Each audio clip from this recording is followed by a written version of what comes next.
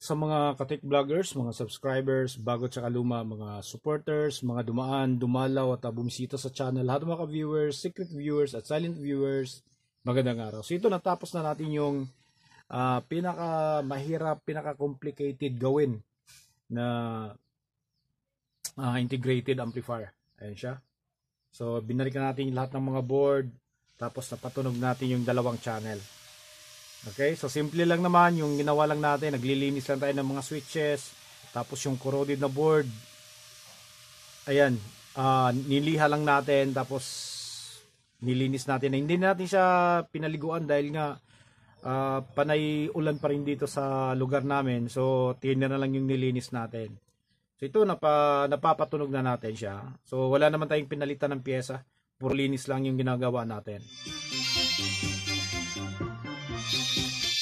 So dito sa kaliwa, high frequency driver o tweeter yung kinabit natin. Tapos dito naman, woofer sa kanan. Ayan, pakinggan nyo.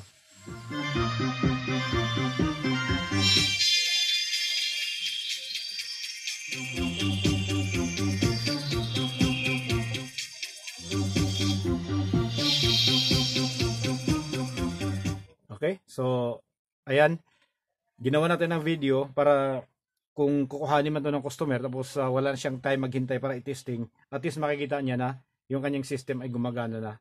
Gumagana na yung dalawang channel, left and right.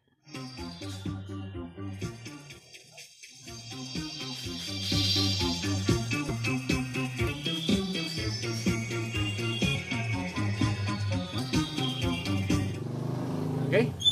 So ayan, tingnan nyo ng maigi. Ayan yung kanyang board. Yan, naibalik na natin lahat, pati yung kanyang mga wire. So, 4 na patong yan. Ayan, oh. 1, 2, 3, tapos yung pinaka-preamp niya sa ilalim. Yung, andun yung mga input lahat.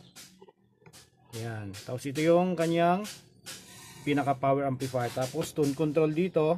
Ayan. Tapos, mirong itong board sa harap.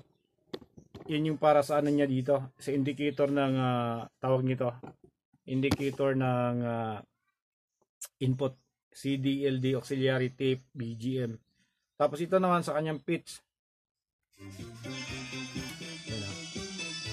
Pinakamabilis dito. Pinakamabagal naman ito. Tapos normal. Okay? So, at least natapos na natin kahit nagaano kahirap, napagtiyagaan din.